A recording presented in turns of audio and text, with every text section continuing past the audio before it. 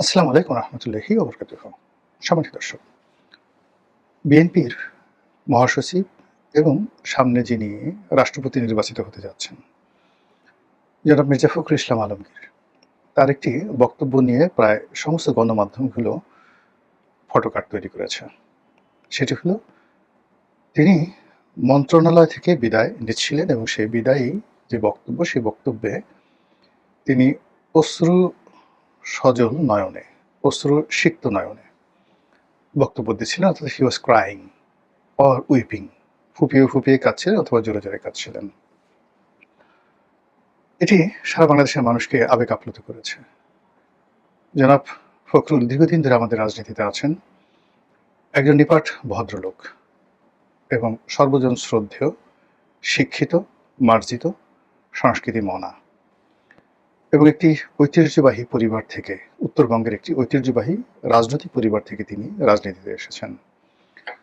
ফলে আমাদের রাজনীতির যে চিরাচরিত নোংরামি, বদমাইশি, এই বিষয়গুলো আসলে মির্জা ফখরুল সাহেবের সঙ্গে কখনো যায় না। বিভিন্ন সময় এটিতে মানে আমাদের এই রাজনীতিতে বহু কিংবদন্তি এসেছেন। তারা হয়তো মির্জা ফখরুল সাহেবের চেয়ে অনেক অনেক ব্যক্তিগত জীবনে, রাজনৈতিক জীবনে সফল। কিন্তু মির্জা ফখরুল সাহেব যে নিপাট ভদ্রতা দেখিয়েছেন, শালীনতা দেখিয়েছেন এবং আওয়ামী লীগ জমানার পুরো সময়টিতে প্রায় ১৫ বছর তিনি যতটা নিগৃহীত হয়েছেন, লাঞ্ছিত হয়েছেন, অপমানিত হয়েছেন, এটা প্রায় সব মানুষের মনে কষ্ট দিয়েছে। সবাই বলছে যে এরকম একজন ভদ্রলোক, তিনি কি করে ময়লার গাড়ি পোড়াতে যাবেন? তিনি কি করে হত্যা মামলার আসামি হবেন? তিনি কি করে বোমাবাজি করবেন? এই বিষয়গুলো নিয়ে বহুবার কথা হয়েছে। এমনকি আওয়ামী লীগের যারা বড়, বড় নেতা, তোফায়েল সাহেবের মতো নেতা, ব্যক্তিগতভাবে তিনি আমাকে বলেছেন যে, "দেখো তো তোমার নেত্রী কি কাজ করে?" ফখরুল সাহেবের মতো একজন ভদ্রলোক রাস্তায় দেখা হলে জড়িয়ে ধরেন, হ্যান্ডশেক করেন। তারপরে তোফায়েল ভাই কেমন আছেন? এসে কথা বলেন। এখন এই যে তাকে এরকম আজে-বাজে মামলা দেওয়ার পরে এই ভদ্রলোকের সঙ্গে মুখ দেখায় কি করে? কথা বলে কি করে? রাজনীতির তো প্রত্যেকটা জায়গাতে একটা সীমাবদ্ধতা আছে। এটা স্বয়ং তোফায়েল ভাই কিন্তু তিনি আমাকে বলেছেন। মির্জা ফখরুল সাহেবের সঙ্গে আমার ব্যক্তিগত সম্পর্ক খুব সুদীর্ঘ নয়। ২ থেকে ৩ বার উনার সঙ্গে আমার বড়জোর দেখা হয়েছে। আর বড়জোর টেলিফোনে ১ বার বা ২ বার কথা হয়েছে। উনাকে নিয়ে, উনার যখন খুব দুঃসময় গেছে তখন উনাকে নিয়ে বেশ একটি কনটেন্ট তৈরি করেছিলাম। উনি যখন জেলে ছিলেন অথবা জেল থেকে বের হয়েছেন। তো বের হয়ে উনি স্বাভাবিক ভদ্রতাবশত আমাকে টেলিফোন করেছিলেন এবং আমাদের অনেকক্ষণ কথা হয়েছিল। উনি ধন্যবাদ দিয়েছিলেন যে, "রনি ভাই, আপনি" দেখেন ভদ্রলোক মানুষ তো, তিনি ইচ্ছা করলে তুমি করে বলতে পারতেন, রনি সাহেব বলতে পারতেন। Not like that. Just like Roni ভাই। আপনি আমাকে অনেক প্রশংসা করেছেন। আমি আপনার এই প্রশংসার উপযুক্ত নই। এই হলো তার ভদ্রতা। এর বাইরে কয়েকটি সভা সমিতি, সেমিনারে আমরা পাশাপাশি বসেছি। উনি হাত ধরে বেশ কয়েকবার আমাকে দাওয়াত দিয়েছেন তার বাসায় যাওয়ার জন্য। কিন্তু আমার আসলে যাওয়া হয়নি। কিন্তু তার আকুতি, তার প্রেমময়তা, তার স্নেহশীলতা আমাকে বিমুগ্ধ করেছে সবসময়। ফলে তিনি বা তার পরিবার সবসময় আমার শুভাশিসের মধ্যে। আমি আমার অবস্থান থেকে যতটা সম্ভব পেরেছি, দোয়া করেছি তার জন্য, তার সফলতার জন্য সবসময় চেষ্টা করেছি। ফলে তিনি রাষ্ট্রপতির মতো একটি গুরুত্বপূর্ণ, অতি গুরুত্বপূর্ণ পদে নিয়োগ লাভ করেছেন। বাংলাদেশে যে কয়জন লোক খুশি হয়েছেন, সঙ্গতের কারণে আমি তাদের মধ্যে অন্যতম। আর উনার সঙ্গে আমার যে সম্পর্কটি, এটি কৃতজ্ঞতার সম্পর্ক। আমি এখনো খুব বিস্ময় ভরে কল্পনা করি বা ভাবি যে বিএনপিতে আমি কেন গেলাম? বা বিএনপিতে মির্জা ফখরুল সাহেব যে আমাকে নিলেন, কেন নিলেন? উনার সাথে আমার এই বিষয়টা নিয়ে কখনো আলোচনা হয়নি।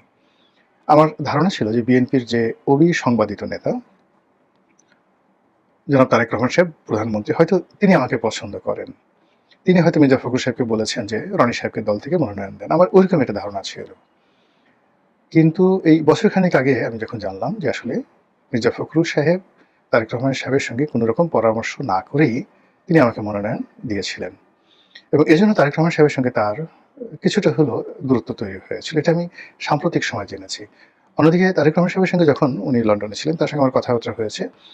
আমার ১ম উনি আমাকে বিভিন্ন সময় দাওয়াত দিয়েছেন, কথা বলার আগ্রহ প্রকাশ করেছেন। আমি ব্যক্তিগতভাবে খুব ইন্ট্রোভার্ট টাইপের মানুষ। কেউ খুব সম্মান সহকারে ডাকলে আমি সাধারণত যাই। আবার গিয়ে দেখি যে অনেকে ডাকলেও যাই না। যেখানে দেখা যাচ্ছে আমার কোনো লাভ নেই, গেলে সম্মানহানি হবে, লোকজন প্রশ্ন করবে বা বলবে যে আ হয়তো কোনো স্বার্থের জন্য, ধান্দার জন্য পা চাটার জন্য সেখানে গেছে। এই জন্য ক্ষমতা যেখানে আছে, আমি আমার জীবনে মানে এখন থেকে নয়, আমি এই শহরে দীর্ঘদিন ধরে আছি। যেখানে, যেখানে ক্ষমতা আছে কখনো কোনো ক্ষমতার বলয়ে কখনো যাইনি। অনেকে হয়তো দেখা যাচ্ছে মেহমান হয়ে আমার অফিসে এসেছেন, বাসায় গিয়েছেন। আমি সাধ্যমতো তাদেরকে আপ্যায়ন করেছি, সম্মান করেছি। কিন্তু কোনো নেতার বাসায়, কোনো মন্ত্রী এমপির বাসায় আমি গিয়েছি এরকম আমার মনে পড়ে না। তো এরকম একটা অবস্থা। তো সেই কারণে তারেক রহমান সাহেবের সঙ্গে অনেকে গিয়ে লন্ডনে দেখা করেছেন। আমি কখনো সেই কাজটি মানে করা তো দূরের কথা, আমার মাথায় আসেনি। এরপর উনি দেশে এসেছেন, অনেকে তার সঙ্গে দেখা করেছেন। অনেকে তাকে টেলিফোন করে তার সাথে কথা বলেন। আমি জীবনে কখনো এই কাজটি করিনি। বরং উনি যখন মনে করেছেন যে আমার সাথে কথা বলার দরকার, উনি সরাসরি টেলিফোন করেছেন, স্কাইপে তে কথা বলেছেন, কিংবা ধরুন উনার অফিসে উনি সাত্তার সাহেব উনার যে এখন প্রিন্সিপাল সেক্রেটারি, তার মাধ্যমে টেলিফোন করে সেই অফিসে নিয়েছেন। দীর্ঘ সময় কথাবার্তা বলেছি। কিন্তু ১ম যে সাক্ষাৎ, সেই সাক্ষাৎকারে তিনি প্রশ্ন করেছিলেন যে, "রনি ভাই আপনি" জনাব তারেক রহমান সাহেব বলেছেন যে, "রনি ভাই আপনি আওয়ামী লীগে তো ভালো ছিলেন। তো সেটা ছেড়ে কেন এখানে এলেন?" মানে I was surprised যে আমি তো এখানে আসিনি। ইভেন আমি আওয়ামী লীগ থেকে এসে বিএনপির কোনো মনোনয়নপত্র কিনিনি। বিএনপি আমাকে মনোনয়ন দিয়েছেন এবং এখন এটা আমার কাছে একটা বিস্ময়কর যে আমাকে কেন দেওয়া হলো মনোনয়ন?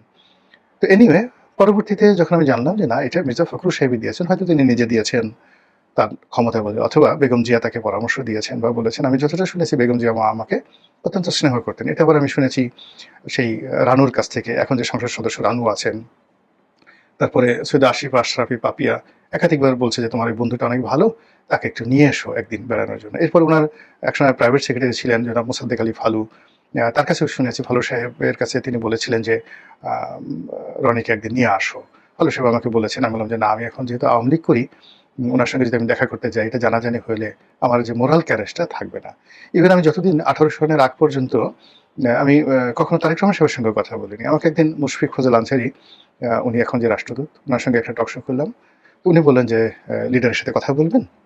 তা আমি বললাম যে, "না রে ভাই, কথা বলব না।" কেননা আমি এখন আওয়ামী লীগে থেকে মানে নিজের থেকে আমি তারেক রহমান সাহেব সম্পর্কে, বিএনপি সম্পর্কে যেভাবে কথা বলতে পারছি, আমি যদি উনার সঙ্গে আমার কোনো যোগাযোগ থাকে, তাহলে আমি মোরালি দুর্বল হয়ে যাব। ফলে আমি কথা বলব না। তো আমি সেভাবে কথা বলিনি। তো সেই অর্থে মির্জা ফখরুল সাহেবের সঙ্গে আমার এরকম কোনো যোগাযোগ ছিল না, তারেক রহমান সাহেবের সাথে যোগাযোগ ছিল না। কিন্তু যখন মনোনয়ন পেলাম, তারপরে জানলাম যে আ এখানে আসলে মির্জা ফখরুল সাহেবই উদ্যোগী হয়ে মনোনয়নটা দিয়েছেন। আর উনার, মির্জা ফখরুল সাহেবের যে কয়েকজন শুভার্থী রয়েছেন, আপনজন রয়েছেন, তারা প্রায় অনেকে আমাকে বলেছেন যে, "না, স্যার আপনাকে অসম্ভব ভালোবাসেন, অসম্ভব শ্রদ্ধা করেন এবং ভালোবাসা এমন একটা ওয়েব যে আপনি যখন কাউকে ভালোবাসবেন, তার পিছে, পিছে ঘুরঘুর করার দরকার নেই। তার কাছে বলার দরকার নেই। আপনি দূর থেকে কাউকে ভালোবাসেন, সেই ভালোবাসাটা আল্লাহ আসলে পৌঁছায় দেয়।" তো সেই অর্থে মির্জা ফখরুল সাহেবের বাসায় আমার কখনো যাওয়া হয়নি। আমি জীবনে কখনো তাকে ওভার টেলিফোনে কথা বলিনি। তিনি শুধুমাত্র একদিন টেলিফোনে আমার সঙ্গে কথা বলেছেন খুব অল্প সময়ের জন্য। ২-৩ টা সভা সমিতি সেমিনারের পাশাপাশি আমরা কথা বলেছি অল্প সময়ের জন্য।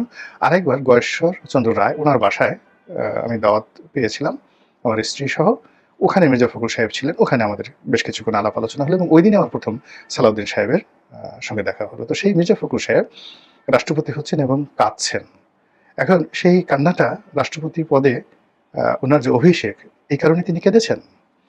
নাকি এই দলের মধ্যে পদপদবি থাকা সত্ত্বেও নেপথ্যের বিভিন্ন শক্তি দ্বারা তিনি বিভিন্ন সময় যে অপমানিত হয়েছেন, লাঞ্ছিত হয়েছেন, কষ্ট পেয়েছেন, সেই কষ্টের যে বেদনা, সেই বেদনা তাকে এই জীবন সাহানে এসে অশ্রুসিক্ত করলো কিনা? ২ নম্বর হলো যে তার রাজনীতি, তিনি রাষ্ট্রপতি হিসেবে যাচ্ছেন, এটা শেষ হয়ে গেল। রাজনীতি এখানে স্টপ হয়ে গেল। হি ক্যানট গেট ব্যাক। এখন একটি দলকে ভারপ্রাপ্ত মহাসচিব রূপে, তারপরে মহাসচিব রূপে, এরপরে এই সরকারের একজন গুরুত্বপূর্ণ মন্ত্রী রূপে তিনি যে সম্মানটুকু দল থেকে, সরকার থেকে, রাষ্ট্র থেকে পাওয়ার কথা ছিল, আমরা সবাই জানি তিনি সেটা পাননি। তিনি কার্যত পূর্ণমন্ত্রী, এলজিআরডি মিনিস্টার। কিন্তু তার মন্ত্রণালয়ে তিনি মূলত একেবারেই ক্ষমতাহীন একজন ব্যক্তি ছিলেন। তো সেই ক্ষমতাহীন একজন ব্যক্তি, ক্ষমতার একটি চেয়ার যেখানে কোনো ক্ষমতা ছিল না, কোনো সার্কিট ছিল না, ক্ষমতার সব সার্কিটগুলো খুলে নেওয়া হয়েছিল।